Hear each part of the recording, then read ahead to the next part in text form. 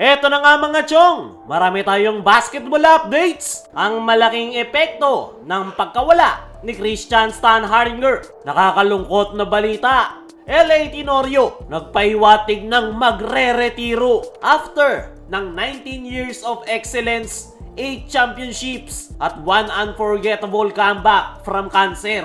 Barangay Ginebras Ironman LA Tenorio may have just played his last PBA game. Isang napakabigat na gabi ang naranasan ng Barangay Ginebra fans matapos ang kanilang pagkakatalo sa Game 7 kontra San Miguel Beermen.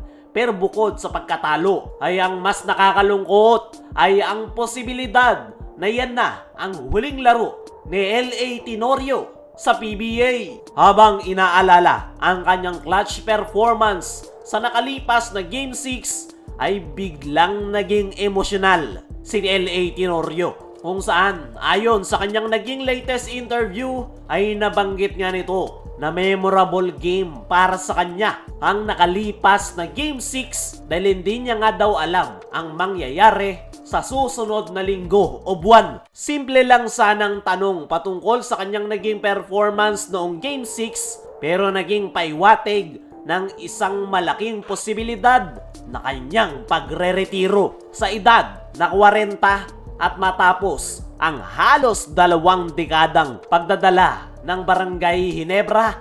Mukhang napapaisip na si LA kung itutuloy pa ba niya ang kanyang basketball career. Pero kung sakaling ito na ang huli para kay LA ay iiwanan niya ang isang legacy na hindi basta-basta mapapantayan. 8 championships, 4 na finals MVP at ang pinakakahanga-hanga ang pagbabalik mula sa kanyang sakit.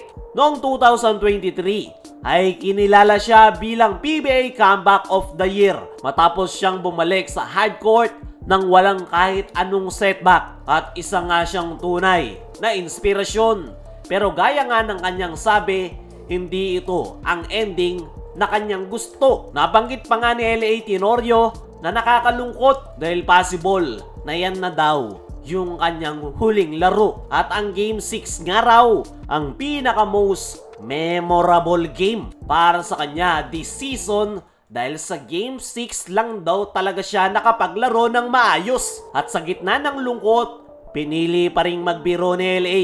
Pero ramdam mong mabigat ang kanyang pinagdadaanan, alam niyang possible na yun na talaga ang kanyang last dance sa Barangay Ginebra. At kung sakaling ito na talaga yung huling appearance ni LA as a PBA player, isang bagay ang malinaw. Si Tenorio ay hindi lang player. Isa siyang alamat, isang leader, isang mandirigma ng Barangay Ginebra. As of now ay antayin na lang daw yung kumpirmasyon ni LA kung sakaling tutuloy niya na ang kanyang pagre-retiro. Pero para sa akin mga chong, kaya pa ni LA pero at the same time ay hindi rin talaga natin maitatanggi ang kanyang pagre-retiro. Nagkakaedad na, kaya pang sumabay pero hindi na gaya ng dati yung kanyang laro. Na itong mga nakaraan ay kinukondisyon na ni LA yung kanyang sarili sa kanyang pagre-retiro. Dahil nagta-transition na nga ito from player to coaching staff at ngayon siya nga yung head coach ng Batang Gilas.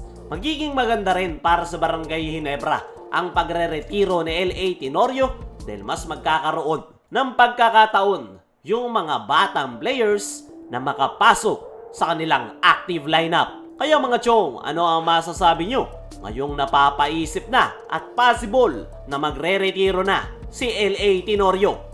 I-comment mo lang dyan sa ibaba. Dumako naman tayo dito sa kabilang balita, ang malaking epekto ng pagkawala ni Christian Stan Hardinger. Kahapon, muli na namang nabigo ang Barangay Ginebra matapos silang itumba ng San Miguel Beermen. At yung pinakamalaki nilang problema ay ang kanilang kakulangan sa frontcourt position. Tanging si Japet lang yung kanilang sinandalan buong season. At talagang hindi kinakaya ni Japet na mag-isa. At yan nga, yung epekto ng pagkawala ni Christian Stan Hardinger sa Barangay Ginebra. Dahil simula nang matrade ito sa Terra Firma hindi na muli pang nakalasap ng kampyonato ang kupunan ni Coach Tim Cone dahil wala silang maaasahan na banger kayang pumoste sa ilalim at doon nga lagi silang dinadali ng kanilang kalaban na kupunan. Ito real talk mga chong.